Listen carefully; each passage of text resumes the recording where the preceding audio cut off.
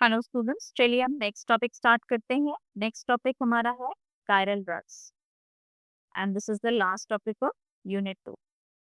Chiral drug, chiral का मतलब क्या हो गया? Optically active compound.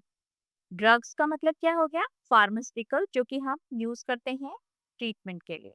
ठीक है, इसलिए therefore chiral drugs are the pharmaceuticals. इसलिए कायरल ड्रग वो फार्मास्यूटिकल है या वो दवाइयां हैं that contains molecules with non superimposable mirror images। ऐसे मॉलिक्यूल्स जो कि non superimposable mirror images form करते हैं, ऐसे मॉलिक्यूल्स जो है वो किसी अदर मेडिसिन में प्रेजेंट है, फार्मास्यूटिकल में प्रेजेंट है, तो उनको हम क्या कहते हैं? कायरल ड्रग कहते हैं। और जो नॉन सुपरइम्पोजेबल मिरर इमेजेस होती हैं, उन ऑप्टिकल आइसोमर्स को हम क्या कहते हैं? They are called as enantiomers. ठीक है, यहाँ डायस्टिरियोमर्स की बात नहीं हो रही है, यहाँ इनेंशियोमर्स की बात हो रही है। ठीक है, जो कि non superimposable mirror image form करते हैं। These enantiomers can exhibit different pharmacological effects। मतलब जैसे मान लीजिए कोई एक कंपाउंड है, उसका R कॉन्फ़िगरेशन भी है और S कॉन्फ़िगरेशन भी है। तो जब हम उसको फार्मास्यूटिकल की लैंग्वेज में देखेंगे या हम उसको ड्रग ट्रीटमेंट के फॉर्म में देखेंगे, तो ऐसा भी हो सकता है कि R फॉर्म का कुछ और इफेक्ट हो और S फॉर्म का कुछ और इफेक्ट हो। ये चीज पता कैसे लगी? इसके पीछे प्रॉब्लम क्या थी? तो ये हम देखते हैं, इसके पीछे था केस स्टडी, जिसको हम आज की डेट में कहते हैं थैलेडोमाइड ट्रेजेडी, जो कि कहाँ हुई थी? जर्मनी में। ओके, कब हुई थी? लेट 90s 50s में हुई थी। एक्चुअली क्या हुआ कि वहाँ पे प्रेग्नेंट वुमेन की मॉर्निंग सिकनेस को दूर करने के लिए एक ड्रग डिजाइन की गई, और वो ड्रग ड्रग का नाम था थैलेडोमाइड, क्योंकि थैलेडोमाइड एक कंपाउंड था, ऑर्गेनिक कंपाउंड था, सॉल्ट था। और उसको जब प्रेग्नेंट वुमेन ने लिया, तो उनकी जो मॉर्निंग सिकनेस की प्रॉब्लम थी वो ऑलमोस्ट खत्म हो गई। तो इस दवा ने बहुत जल्दी ही बहुत ज्यादा पॉपुलैरिटी पा ली जर्मनी में। ठीक है, और लेकिन फिर उसके बाद क्या हुआ कि जैसे जैसे टाइम बीतता गया, थैलिडोमाइड कॉमन होती गई, डॉक्टर्स प्रिस्क्रिप्शन में लिखने लगे, लोग ज्यादा से ज्यादा मात्रा में लेने लगे। तो ये चीज स्टैटिस्टिक्स में देखी गई कि 1950 के लेट 50s के बाद, जब से ये मेडिसिन प्रिस्क्राइब की गई, तब के बाद के जो यंग पॉपुलेशन थी, मतलब जो न्यूबॉर्न बेबीज थे, न्यूबॉर्न चिल्ड्रन थे, तो न्यूबॉर्न चिल्ड्रन में से लगभग 50% चिल्ड्रन ऐसे थे जो कि फीटस या तो सरवाइव नहीं कर रहा था, या तो डिसेबल था, या हाथ पैर नहीं बने थे, या ब्रेन डेवलप नहीं था, या आप कहें कि फीटस में डिफॉर्मिटी था। डिफॉर्मिटी हम शब्द यूज करते हैं कि जब कोई भी चीज प्रॉपर ना हो, मेंटल डिफॉर्मिटी होती है, फिजिकल डिफॉर्मिटी होती है, मेंटल जैसे डिसेबिलिटी हम कहते हैं ना, मेंटल डिसेबिलिटी है, फिजिकल डिसेबिलिटी, तो उसी तरह से ये भी टर्म है। तो तब हमें एक्चुअली पहली बार पता लगा कि थैलिडोमाइड का एक्चुअली क्या है, दो एनेंटियोमरिक फॉर्म अवेलेबल है, that is S form and R form.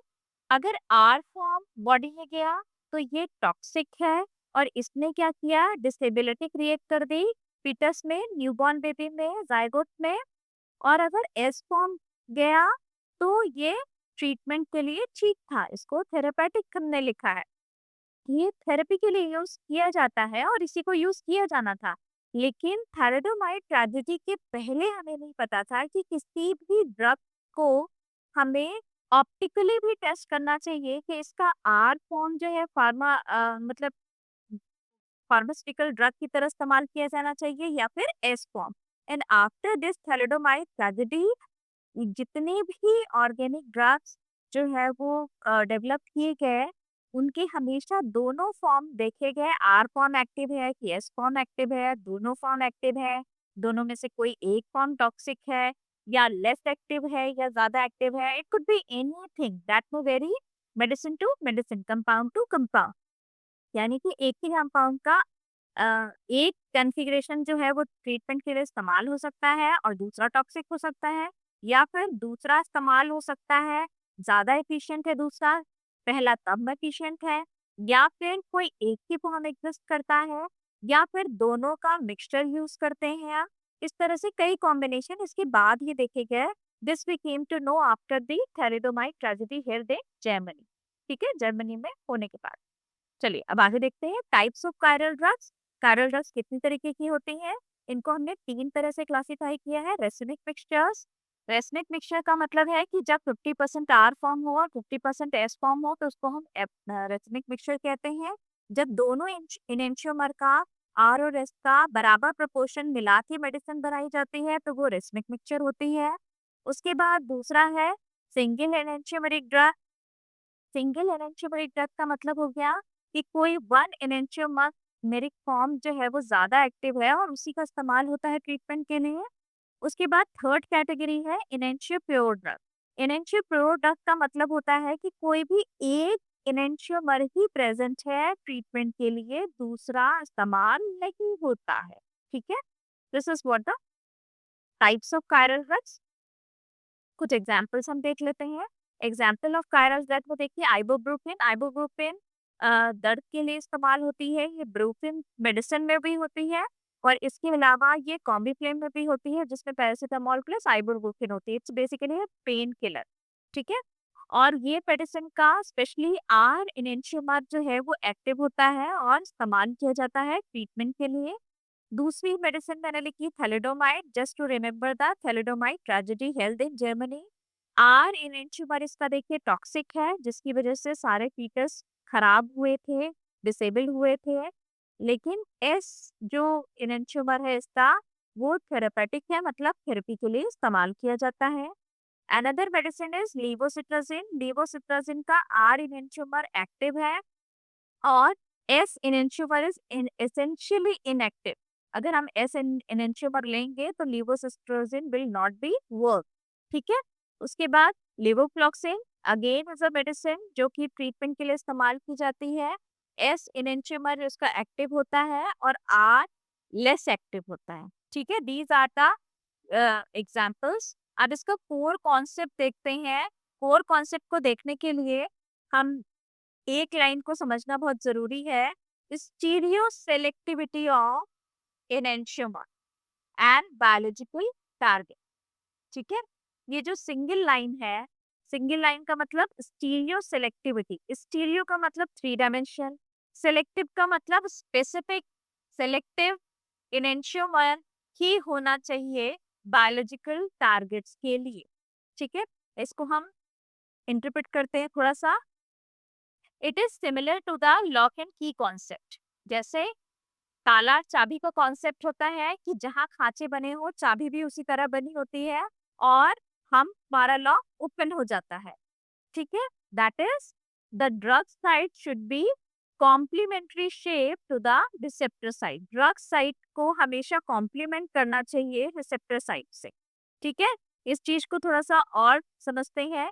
The attachment of an enantiomer to the chiral receptor. किसी भी इनेंशियोमरिक ड्रग का जो कायरल रिसेप्टर होता है उसको हम एक ग्लव्स की तरह ले सकते हैं, हाथ के दस्ताने की तरह हम कंसीडर कर सकते हैं।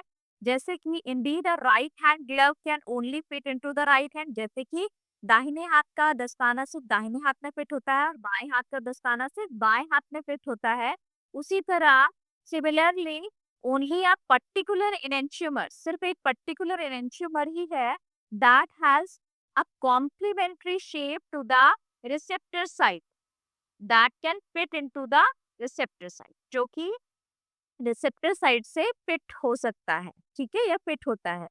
This can be understood. इसको हम और अच्छे से समझ सकते हैं किस थ्योरी से? 3 पॉइंट इंटरैक्शन थ्योरी।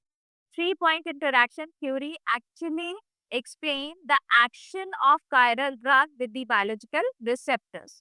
और ये किसने दी थी? It was given by Essen and Studman।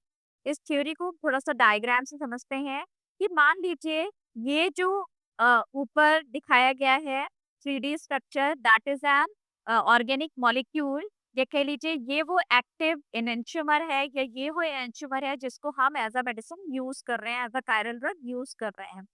और ये जो फ्लैट एरिया दिखाया गया है this is the drug binding site या फिर रिसेप्टर साइट, जहां पे ड्रग को जाके अटैच होना है ट्रीटमेंट के लिए। ठीक है, तो देखिए जब ये ए इधर है, बी सी और डी, जब ये बी बी से बाइंड हो रहा है, सी सी से बाइंड हो रहा है, डी डी से बाइंड हो रहा है, तब हम इसको क्या कहते हैं कि बाइंडिंग साइट और रिसेप्टर साइट कॉम्प्लीमेंट कर रही है और ये मेडिसिन इफेक्टिवली वर्क करेगी। ठीक है, this is the perfect combination. उसके बाद दूसरा एग्जाम्पल लेते हैं कि यहाँ पे इस सेम मॉलिक्यूल है लेकिन इसका जो स्टीरियो है या कह लीजिए 3D स्ट्रक्चर है वो बदल गया है। उसमें डी ऊपर है, बी साइड में है, सी इधर है और ए इधर है। यहाँ पे देखिए आप रिसेप्टर साइड तो वही है, बॉडी जो है या कह लीजिए ड्रग बाइंडिंग साइड तो उसी सिचुएशन में है कि बी यहाँ है, डी यहाँ है और सी यहाँ है। अगर बी बी से मिल गया, सी सी से मिल गया, लेकिन यहाँ पे डी नहीं है डी से मिलने के लिए, तो दिस इज ये पर्टिकुलर इनेंशियोमरिक फॉर्म जो है या कह लीजिए ये enantiomer it is a inactive या रॉन्ग इनेंशियोमर, जो कि टॉक्सिक भी हो सकता है, लेस रिएक्टिव भी हो सकता है या इनएक्टिव भी हो सकता है। ठीक है, तो इसको हमने कहा फॉल्स, क्यों? क्योंकि this is not complement the binding site, और इसी को हमने 3 पॉइंट थ्योरी कहा है as per the SNN Studman. Okay, so I hope you understand the phenomena कि किस तरह से एक कायरल ड्रग जो है वो बॉडी रिसेप्टर पे काम करती है, किस तरह से वो बाइंडिंग साइट के कॉम्प्लीमेंट्री होने पे वो पॉजिटिव रिजल्ट देती है। अगर वो बाइंडिंग साइट रॉन्ग हो तो क्या होगा? It may be failure, it may be deformity, it may be मतलब इन सच अ वे कि ट्रीटमेंट हो ही ना, या फिर जैसे in case of pregnant women जो फीटस या जो चाइल्ड बर्थ है वो विद डिसेबिलिटी बॉर्न होता है। तो this is all about chiral drug. Thank you so much.